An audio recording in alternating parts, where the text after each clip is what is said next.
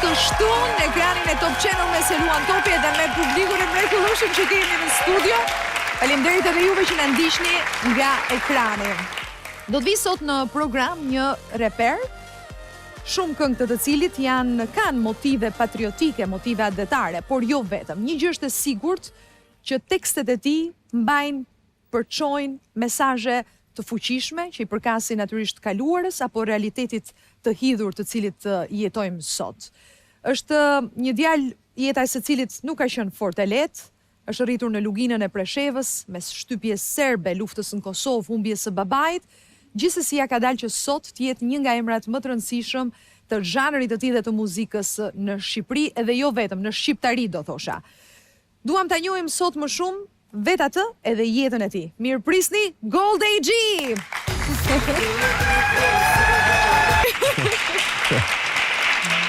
Po me sa mbaj mend nga një intervistë para disa vitesh ti the që kur më thrasin Arjan sikur i kam më të afërt. Po tash në fakt ashtu është, po edhe ta që më thirin Gold edhe pse ndoshta i njoh që go gjatë ka plot që më bëjnë Gold. Kështu që po them, tash varet edhe pe personi, po të dy. Ty si të pëlqen? Domethënë si ndjen më shumë kënaqësi, Goldi apo Arjan? Qysh dush. Qysh dush, thirrem qysh dush. Të ktoj dulesh. Reato dhe shohim klipin së pare.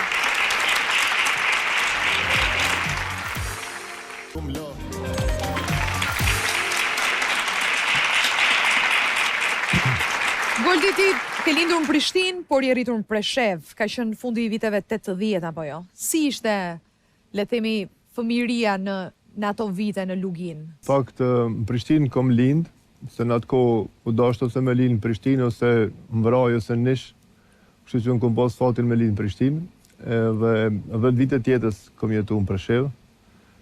6 vite tjetës me babën edhe me nanën bashkë, derisa në 92-ën më ka ndru jetë babi. Edhe kom bet veç me nanën.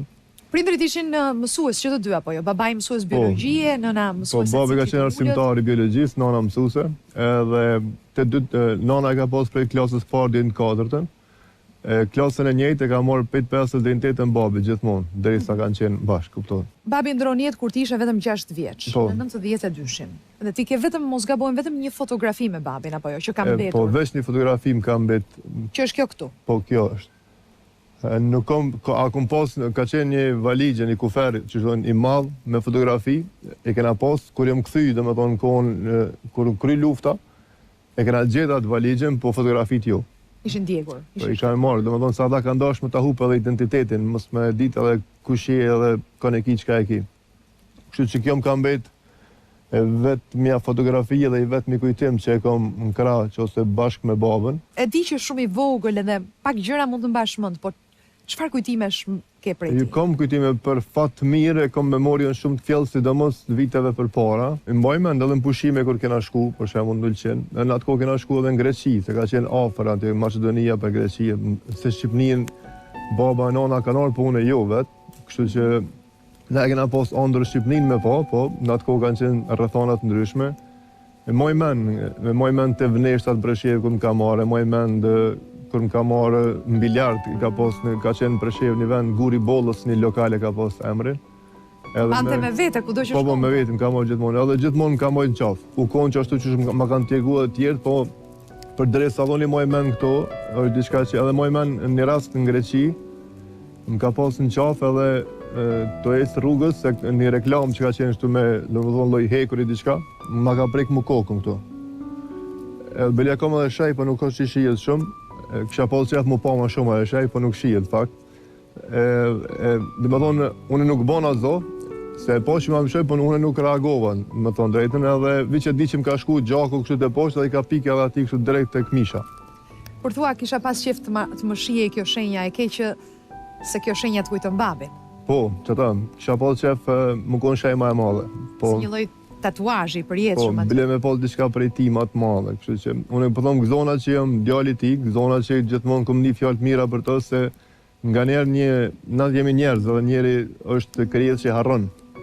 Edhe sa i kemi gjallë, harrojmë ja ditë vlerën. Çfarë ndodhi në 92-shin? Si ndroi jetën? Po ka qenë i smur, një lloj kanceri që i kanë thonë diçka. Pastaj u dash në operim jo në Beograd, jo në Shkup, kështu që ata kushdo që i ka ardhur ka dora aty ne kanë diçka me bo, edhe me njerëz shnoshje veç me të smut. Ata janë që na kanë kthyer edhe djemt tonë, baballar tonë edhe në arkivole kur kanë shku ushtar në atë kohë, janë të njëjtit, domethënë që i ka rënë dorë, po ka Po për mjekët serb. Po. Edhe për mjekësi se njihen ata që e bëjnë mirë, po në atë kohë kanë qenë rrethana të ndryshme, kështu që ka qenë i premë në vende tjera që ndoshta nuk ka pas të bëjë me smundjen. Ti ishe i vogël, pak gjëra mbase se kuptoja atë çka po ndodhte, por ama di që të kam bet peng që nuk të lanë të shkosh në ceremoninë e varimit, e përcjelljes së tij. Fakte moj men edhe kur ka qenë pak kur i patroni kur u Livanos që ka rrot fikt, e moj men të shtëpia, bile ka qenë ajo dera e banjës, ka qenë si lloj si xham, po që është me gritha që nuk shihet. E moj men kur i patrot fikt, edhe në fakt u bota të rishtu. Si i vogël, edhe pastaj malli pa ndru jetë, çdo herë kur isha në banjë, kur viken ai hije, më doket që është ai. E kisha peng se më doket që është gjallë. Atë dhe thosha belet e kësha po të e vërros, e kësha di që nuk është mo. Kishe ende shpresën që mbase nuk ishte ndruar jetë. Si fëmijë kuptohet, edhe si fëmijë kisha ndjenjen që është dikun nuk ka vdek, domethënë është gjallë, dikun është gjallë, kështu që. 3 vite më parë ti shkruan sot 30 vite pa ty baba jem, ti fizikisht nuk je me ne, por nuk ka ditë që nuk lutem për ty. Lut Allahun e plot fuqishëm që mungesën tënde në këtë botë të na e kompensoj me xhenet Firdeus aty ku s'ka më ndarja as pikëllim. Allah më shiroje babën tem, të don Picimuli jot. Pse Picimuli, kështu të triste?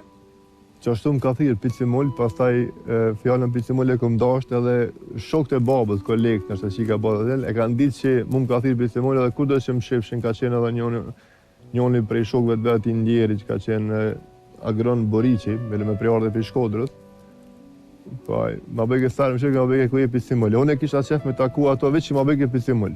Se të kujton të babën. Po, gjithmonë, kur ndalë që se krejt shokët e babës që janë, që janë edhe sot, nështë që hala janë gjallë e shnosh, në fakt, kur i takoj, dhe me thonë, ose kur i shof, shkoj me i folë unë i pari. Ti e afruar me fen shumë i vogël, ke filluar të agjërosh, mos gabohem fare i vogël, edhe të praktikosh besimin islam. Çfarë të çoi drejt Zotit, drejt krijuesit? Ishte mbase edhe vdekja e babait, ndonjëherë kur na ndodhin gjëra të tilla, duam përgjigje, kërkojmë një lloj shpjegimi. Në kohën kur e kam kuptuar që gjyshin, babën e babës, ma kanë vrarë shkijet në xhami, unë e kam dashur xhamin edhe më shumë. Domethënë, e kam kuptuar që më ka vrarë, edhe kisha qef si i vogël me u fut në xhami, thosha mos ka me diçka ndaj pjesë gjakut, bomba kur ka kërcit. Pra fillimisht ishte kurioziteti. Po, kisha qef, po, edhe në fakt atëherë pa dijenin, domethënë çka është rëndësia e fesë, namazit, e agjërimit, e gjanave, domethënë e dësha xhamin për natë shkive. Po domethënë vetë thosha pse ma kanë vrarë më gjyshe, ma kanë lënë babën një vjet ma kanë lënë. Edhe dësha se domethënë çfarë që kënd pamëshirshëm edhe në xhamit kanë vrarë. Domethënë babi u rrit pa bab. Po. Edhe ti për fat keq patë të njëjtin fat. Edhe nona u rrit pa bab. Bile nona edhe tash një vjet gjyzjeti nuk ka rëndësi nashta shumë, po nonës ja kanë vrarë babën halo pa lind nona jeme. Kum pas arsye shumë të mëdha, shumë të forta për më konë nashta një arian që jam sot. Gradualisht nisi edhe dëshira jote për muzikën, ti që i vogël vishesh e kështu si reper. Po gjithmonë reper jam konë.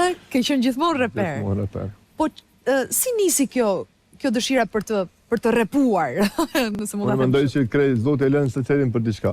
Edhe tash varet mund rrethonat e jetës më ta impononi një punë tjetër, po në gjithmonë e kum dashur këngën. Prej vogël unë e di nana më tregon thot kur këndojsha një nulla e përcjellsh shumë lehtë. Domethënë unë ta këndojsha me një tekst saktum një këngë të asaj kohe, pa ti e bëjsh melodinë.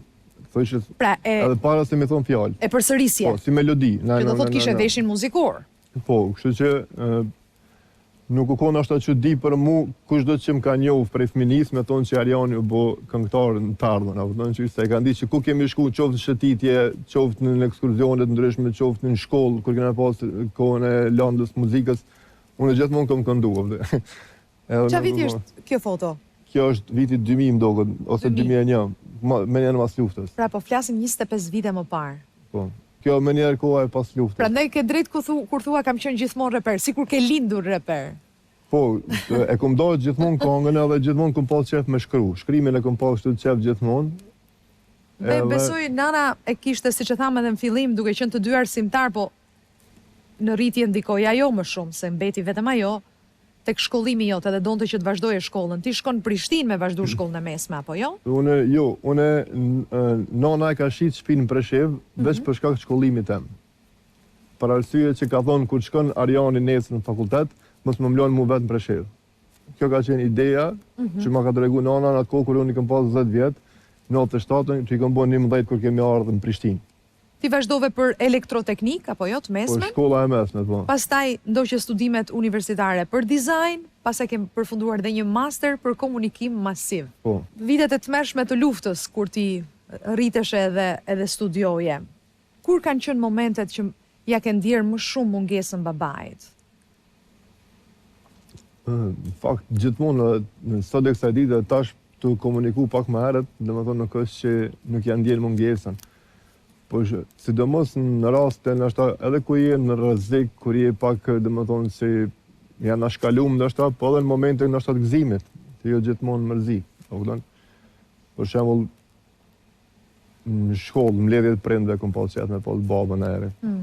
Kom pas qef me pas babën më pa kur e kom kryer maturën, kom pas qef me pas babën kur e kom pas ndaj sukses në jetë, çka do të thotë që ajo ndoshta kur jam shpall në reper i vitit ose çka do të thotë që kom bën.